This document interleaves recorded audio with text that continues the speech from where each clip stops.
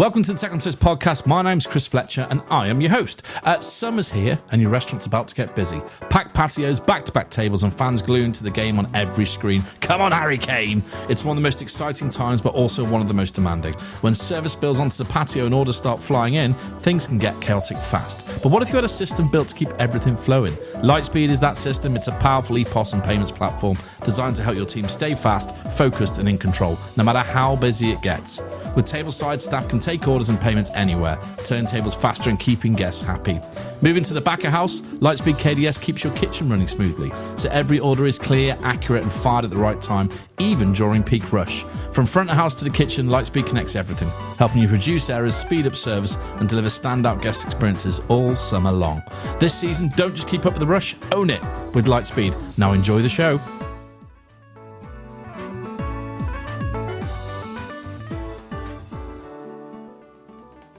Good tech is just when you don't really think about it. We want to be the heavy use guys. Like we want to be everything that you use this app every single day for. So almost coming back to everyone. Yes. The center is monitoring. Yeah. And I was kind of earwigging listening to your conversation, but it was just the three of you talking about how much you love people. I think for them, it's an easy sell. It's really like, okay, now we actually got an official place to do company comms, and you'll see managers be like, yes, finally, right? And often we acted on data that was probably a quarter of the workforce, which never really seemed fair to the other 3/4 of the workforce who probably either didn't vote or weren't engaged to vote. Once they've done the shift and they've been working with it for, let's say, 6 months, then they're like, I cannot imagine how we ran our company before. They want to be in a place where everybody is and where all the information is and where it's useful. And I think that's where you guys have got this market kind of, it's fascinating where they can kind of sit in that central point. Good comms can become really, really good comms as well. You can learn from each other and you can actually have it fixed in there. Welcome to the next episode of the Tech on Toast podcast. And today I'm delighted to be joined, overdue I think. It's been too long. We've met each other lots of times. Gregor Sander, have I said that right? Yeah. You did. Okay, I did. Founder of Monetary, which is a product we are really enjoying working with and playing with, actually. And welcome, my friend, back to the UK. How long are you here for this time? Until Friday. This time around, yeah. And where are you from originally, so the listeners know? I'm originally from a small town in Denmark called, not small, but Aalborg. But I'm from I know Aalborg. They've got a football team and everything. Yeah, Restaurant Street. They have all the restaurants there. Right. But in Copenhagen last 20 years. Right, okay. Yeah. And been in tech all this time, or what's your journey been like? My mom had a tavern. Yeah, my mom had a tavern. My dad had an indoor arcade. So they were entrepreneurs. Arcade? How do you mean? Like a game? Yeah, like gaming before PlayStations, right? So when people cool. went out to play, I don't know. There's a brand here. I forget what they're called now, but they have cool. Then I went to the university for a long time. Came out financial crisis, so I worked hospitality, and I loved it. And then all of a sudden, I just felt like people they were working at the same time when I was off, right? So I wanted to go in to do grown-up stuff, and tech has always been there with me. I'd had computers ever since I can You grew up around arcades, man, so you must have been exactly. tinkering. Like, so I like the DOS prompt and then the Windows thing, and then through all of it, tech was always there, and a lot of my friends went into tech. So I started working at Planday. Wow. And that's, I don't know, like that's 14 years ago or something. Wow. So it's been tech ever since. Yeah. Yeah, you're officially a techie. Yeah. And for anyone who hasn't heard of Monetary, am I saying it correctly as well? Is Monetary? Yeah. And tell us first, what is the name about? And then what's the product? Well, don't ask. Or do you have to do it the other way around? Don't ask about the name. I love asking about the name. It's always got some weird story. Yeah. Well, we just my co-founder liked mono. And then we wanted to be something that was like fresh and gardeny because we knew it's going to be a people platform. So I wish I'd we're thinking like garden or forest and green. So we just end up Monetary. It's actually a really nice name. Yeah. And it's easy to spell. And I don't like those tech names where you're like, what's the website? And it's not incipient with an edge. Like Tech on Toast. Yeah, it's a problem. You no, get honestly, it's a confused, problem. right? Yeah. But you made a good decision. Yeah. And tell us about the product, because I think when I mentioned you guys are people first, right? And what I love about you, we were at the trade show in, I think it was HT360 or whatever they call it now, down in XL Center, and you bumped into the team from Molly's who were visiting the stand, and they were chatting. And I remember you having a conversation, and Trudy, who is there, and then Matt, who are their leaders, they're very enthused about people all the time. They're obsessed with people. And you were and I was kind of earwigging listening to your conversation, but it was just the three of you talking about how much you love people, which I thought was great, right? Because there's so many products on the market, there's so much to choose from. But I think it's nice to hear the actual founder talking about their interest and love of people. So tell us what Monetary does, because it very much leans into that, doesn't it?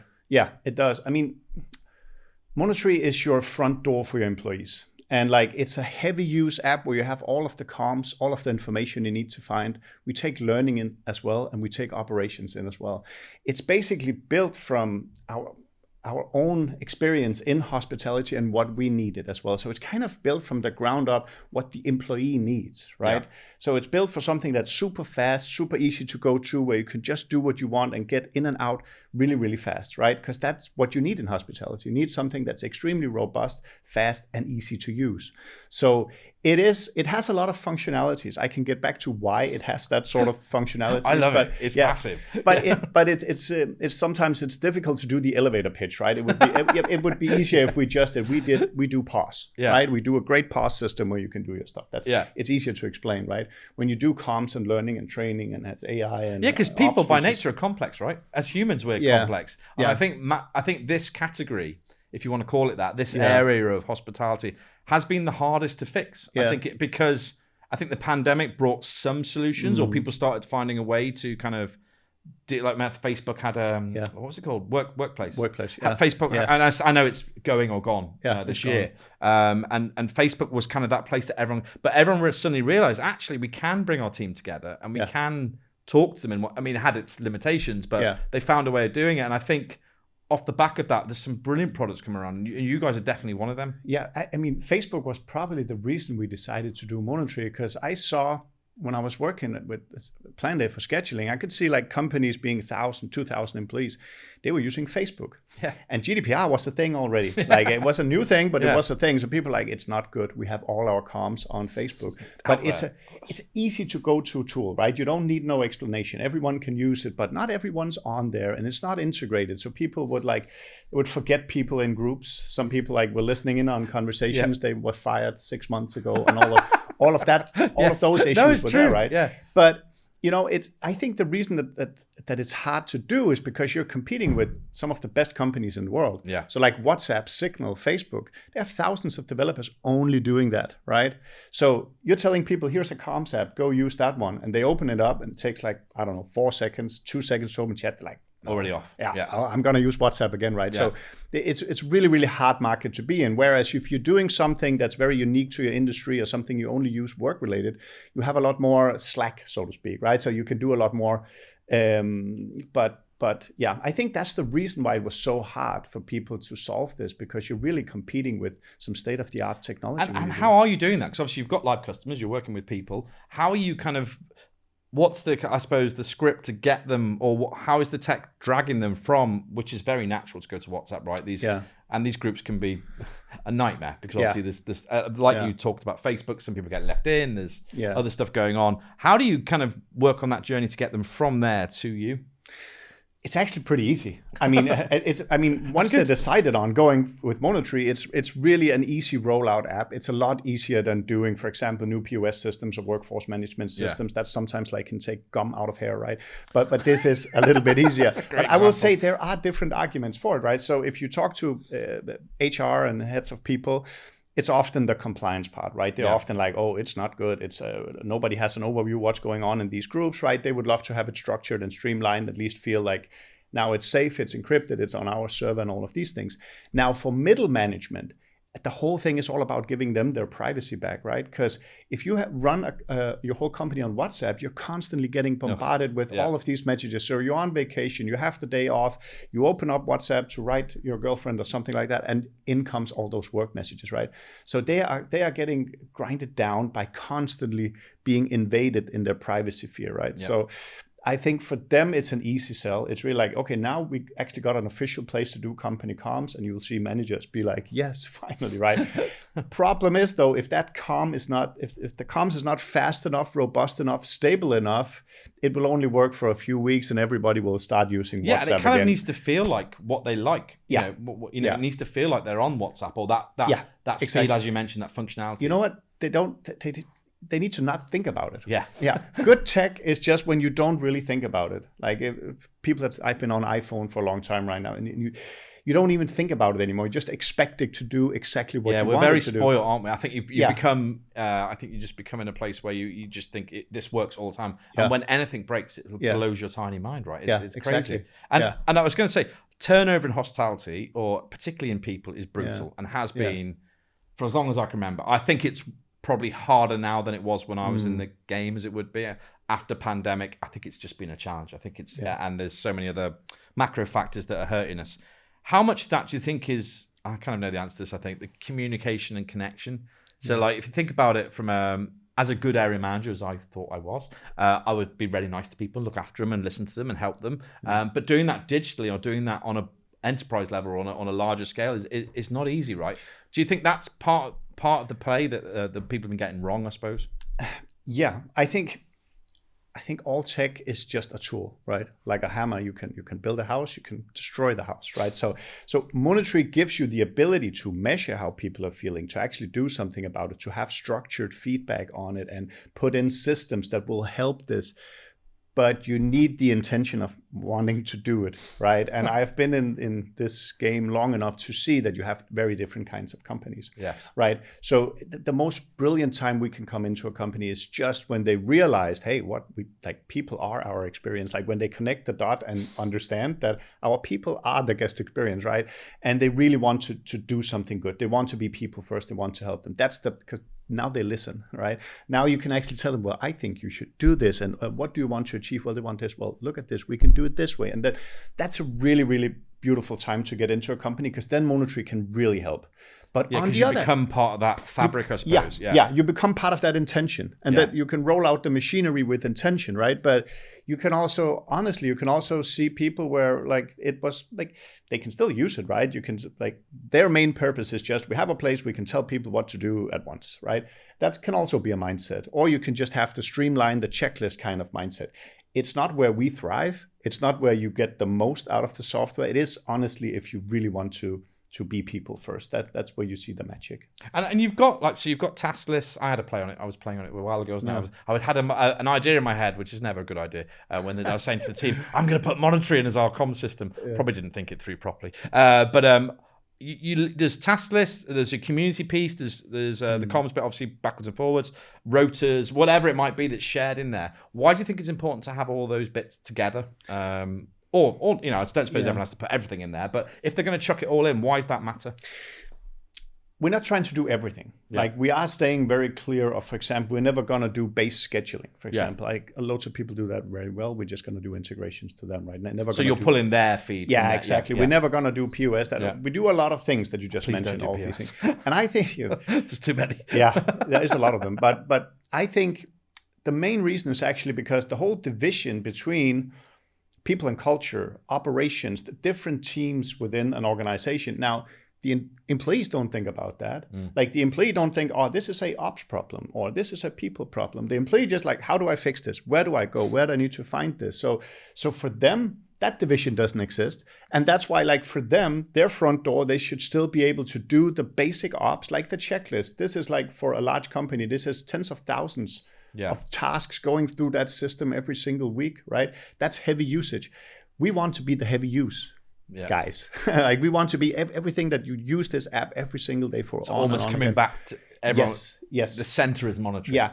Also because that's where you really provide the value for the organization, right? If people start slipping out of the app and they start only use it on a weekly basis or every fourth day or something like that, it doesn't have that instant effect when you really have important information or you really need people's feedback on something. Whatever it is, you need to have people there almost every single day. That's interesting, because I was going to ask you about adoption, because one of the, not just for monetary, but I think with tech in general, as we spoke about with iPhone, for instance, once you're an iPhone user, you're probably an iPhone user for life. I would imagine after a couple of years, you'd tend to not move. I think adoption, when you're dealing with such a diverse workforce, you've got people my age, old, people Gracie's age, young, kind of thing. So you've got lots of different groups that are you're working to. How hard is it, or how? Because you're right, you need them all to play, right? You need them all to use it in the way they need to use it. How hard is that bit at the start, or are you finding that people are kind of jumping on with this?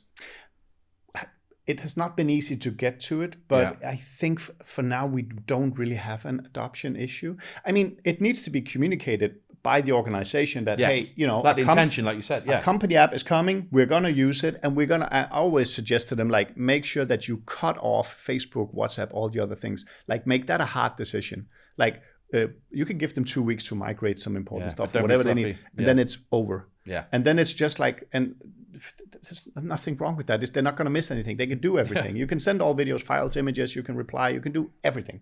So there is no reason to continue, right? So it's actually not an issue. Sometimes you see a bit of poor company communication around, like, oh, I thought it was next week, and something. It might take a week or two to get everyone on board. But we often see it within days. We have like 99% or sometimes 100% within a few days. That's good to hear. I did hear, someone told me a stat, one of your guys actually was talking about high 90s for pretty much every kind of customer that you had, because as you say, it's their brain almost. It's where they go back to be educated. It's where they go back to tell their boss something. It's where they go back to find out what they care about, which is probably a rota or probably a recipe. I don't know. Yeah, and it provides value for the end user.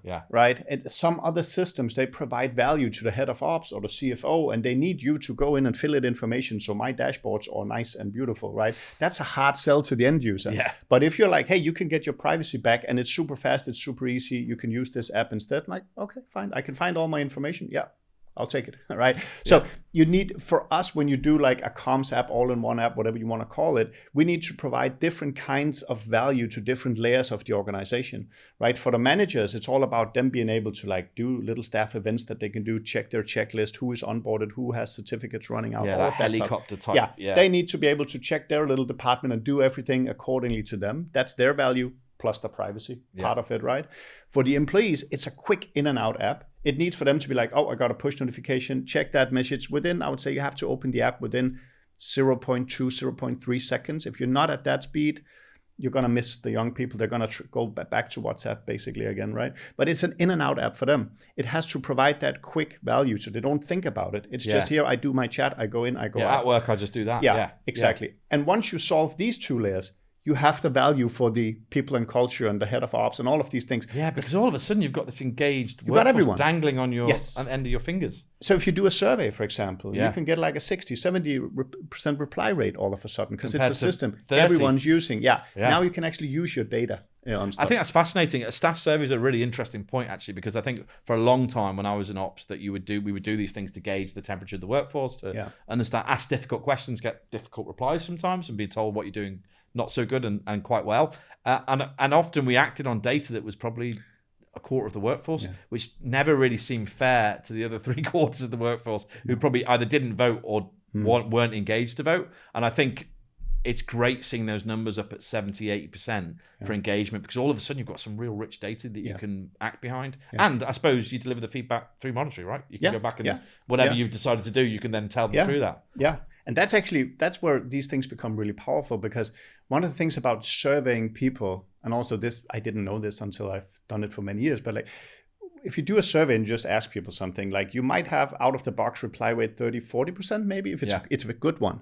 Because people like, who's looking at this, why? If you put words into it and you say, hey, we're going to ask you how you feel because we want to do X, Y, Z with this information, then you raise it to like maybe 50, 60%.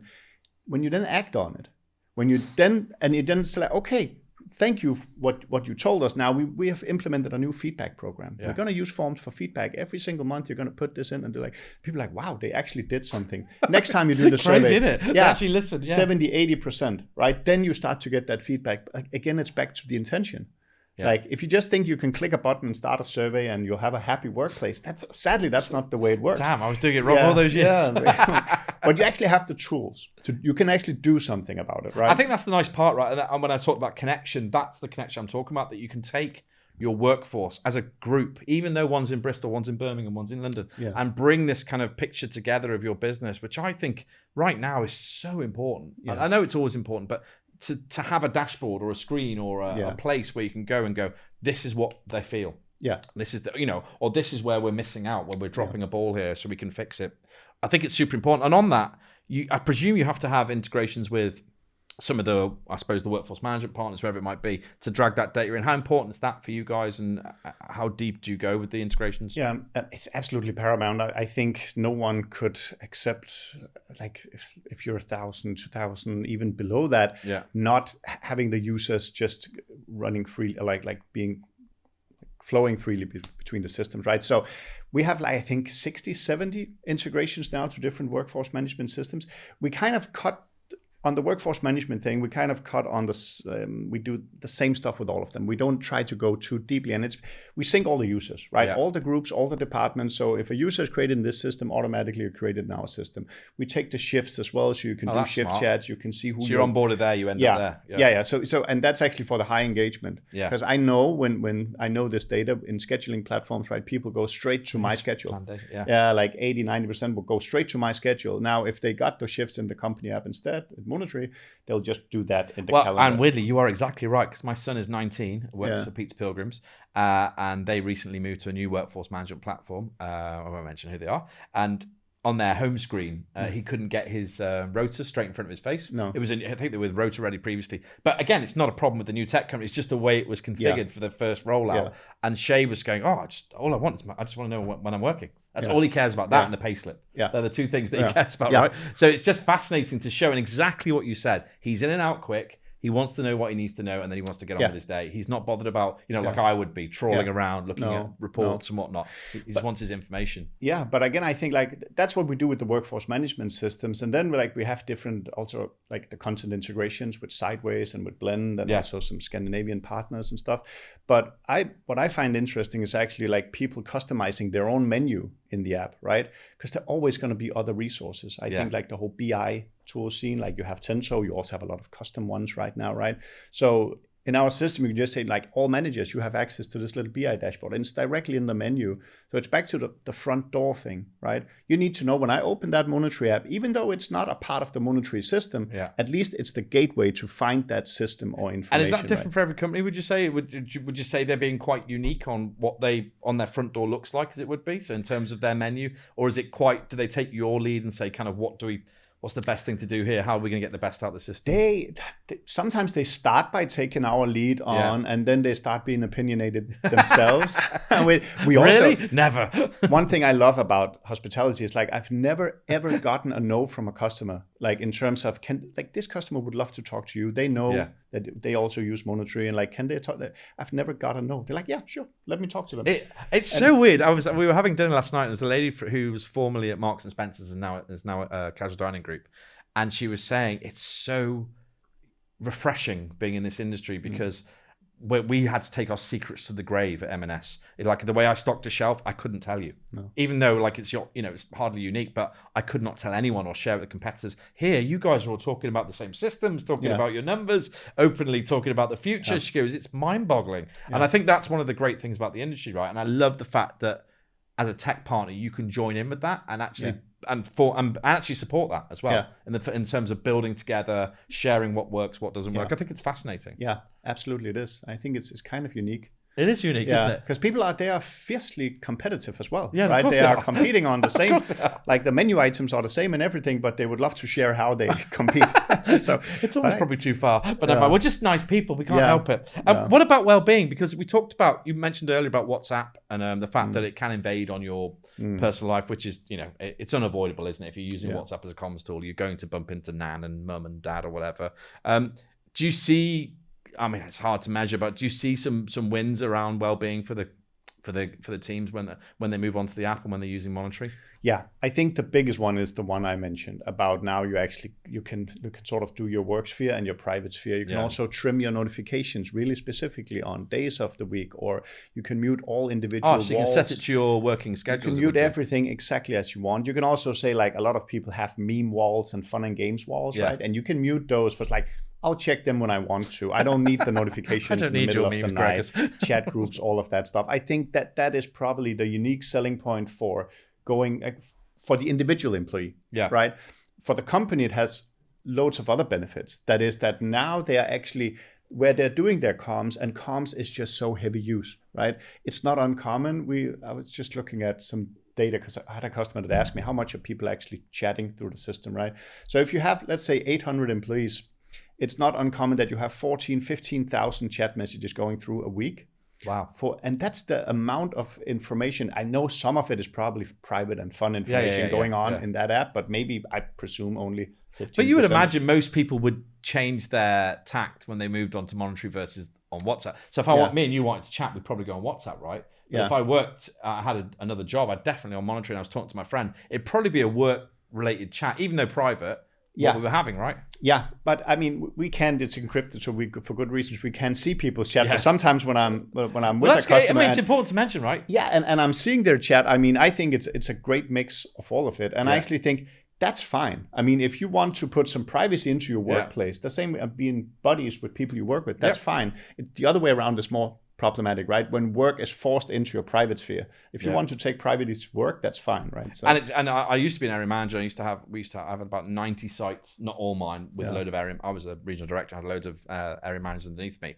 But you drive between it. Used to be because I was not in London. I drive between the sites. You'd spend hours on the phone, hours. Talking, doing this, doing that. And I love the fact that that's moving into a space where actually the talking can lead to something quite directly.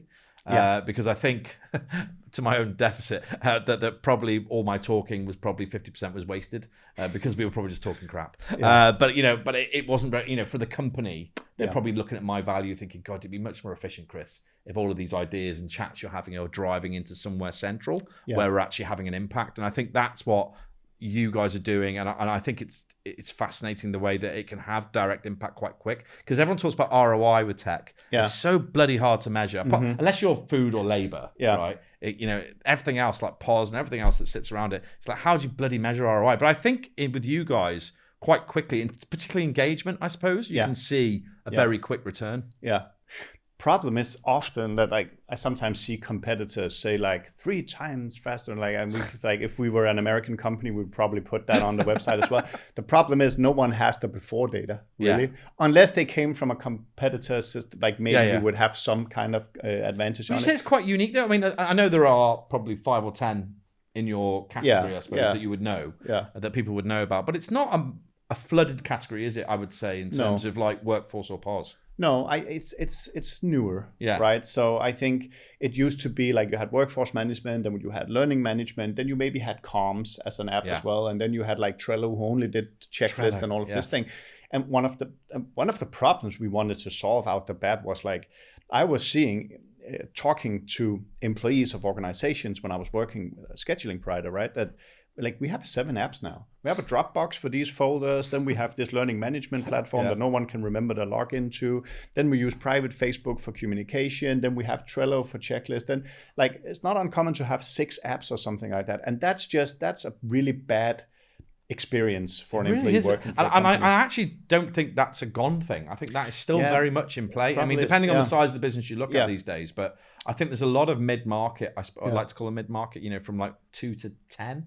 Actually, there's a lot of that in play. We're dealing with we're working with a customer at the moment who have got a similar, basically based on growth. They've just grown fairly quickly in their own organic way, and in that way, they've just layered on technology or bought whatever or just gone on with it. And you I think it takes one person in the organization to stop and go, right, my job for the next 6 months is just to look at this. And is it valid for the future, and can we grow? And the answer this customer said, no, we can't. We need to adjust what we're doing. And I think it's great that you guys are involved in that chat, because I think it's just that ability to kind of open your mind a little bit and look what you can do. Yeah. I think what often happens, and you probably know this better than I do, Chris, but it's even the bigger they are, the more they do this. And they often think we have a learning problem. We're going to solve learning. Yes. Buy a learning software. Oh, we have a comms problem. Buy pure comms, right? Oh, we have an operation issue. Buy this really expensive workflow software, right? And then all of a sudden you're solving each of this is a Q2 thing, this is a Q3 thing. And then you're creating a new problem with the bad user experience that no one was thinking about this being connected and everything. And we're not going to do all of the things. I know, I love tech. I would have if I there is app fatigue, 100%, right? Yeah. I think I said this to you when I first met you. You go on your phone, on your iPhone. I think you can look on your battery usage, on what apps use your battery most. Now that might be an app thing, but generally I've got 6 apps that I think I use regularly. The rest are just there for vanity. I don't know even more. I probably download them once, right? But I think it's the same in hospitality. I think these kids they're probably, like you say, they'll go on their scheduling because they want their schedule. There's no other reason why they're going on there, right? They're just, and that's why, and I don't want to offend the scheduling guys too much, but if they've got a comms platform on there, I just don't think they're going to use it. I don't think they're going to communicate around there. I think they want to be in a place where everybody is and where all the information is and where it's useful. And I think that's where you guys have got this market kind of, it's fascinating where they can kind of sit in that central point. And I think we will get there. I think it'll be everybody will have something like that surely in the next couple of years. I think You'd hope. Yeah. Well, you hope. Yeah, well, of course. Well, but I also think like if you look at it like from like an abstract point of view, like it's basically the Monetary app is serving you information from your company, usually from other people, but also the company information and stuff, right? Now we just released the Open API, and I think we put like 8 new endpoints yesterday, 7 new endpoints the day before. So like we're basically like turning Monetary inside out. I already see now customers just creating all content with Claude, creating all of the staff events with Claude, dragging all of the information back into Claude, yeah. programmatically sending reports back to the individual users you need at a certain point, right? So we are kind of like becoming the fingers of the company brain. That could be like Tenso or whatever BI tool that you created with Claude and everything. So I'm like, do all of the endpoints basically. Like we want to be an open. So explain that. So because Claude's fascinating, right? Because I think again, this dinner last night, everyone was talking about how they're using Claude now to pull in their reporting, and they're all these, they've all got these amazing dashboards all of a sudden, which they've done from home or in the car on voice. It's crazy where it's going to go over the next 6 months. Someone asked me about 5 years. I'm like, forget 5 years, 5 weeks. So what are they doing with Claude then with Monetary? What are they able to do? Are they able to kind of plug in? Yeah, you can. First of all, you can crunch all of the information, right? All of the engagement, all of the training data, which is actually, if you just like employee satisfaction. That dashboard, even though we like the design of our dashboard, it's really hard to tell for like, okay, but tell me which department have been doing great over the last 6 years on these 3 things. Well, you need to click through and then look at and remember what was that and all of that stuff, right? So if you just want to crunch this, and now even more so, if you want to synthesize that with like, how are revenue doing? How are actually like new people hired in and all of these things, you want to synthesize and crunch this data. Then you need that data from Monetary because we have the engagement training, the data, a lot of operations training on how they're doing it on checklist. So you need that data first and foremost. But I think it's even more important for us to be the deliverer of that data in small report form to the employees, right? Because one thing I've seen in hospitality for so long is CFOs with a dashboard that's 1 month too old. So they're like, we didn't hit the salary percentage last month, so let's do an over-correlation for next month, right?